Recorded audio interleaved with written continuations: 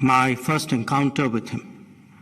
And this was 10 years ago, 11 years ago, November 2011.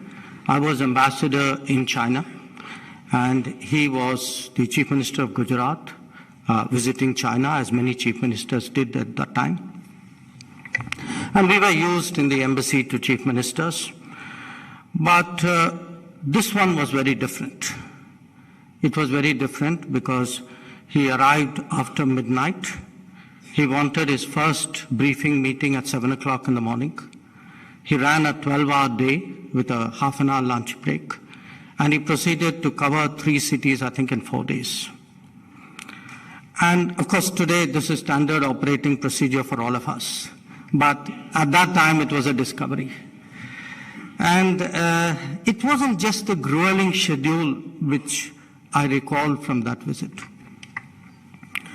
He did something very unusual as Chief Minister.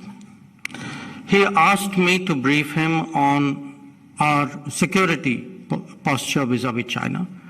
At that time, we were having problems. Some of you may recall stapled visas, border map projections, and the terrorism.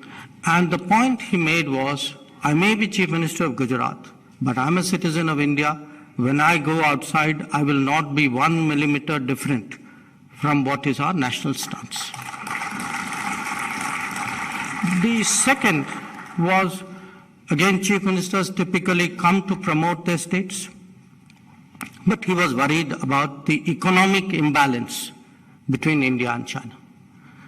And the third recollection I have, 11 years ago, we had some Indian citizens, they happened to be jewelers from Gujarat, who were in prison in China at that time. And he was very concerned about getting them released.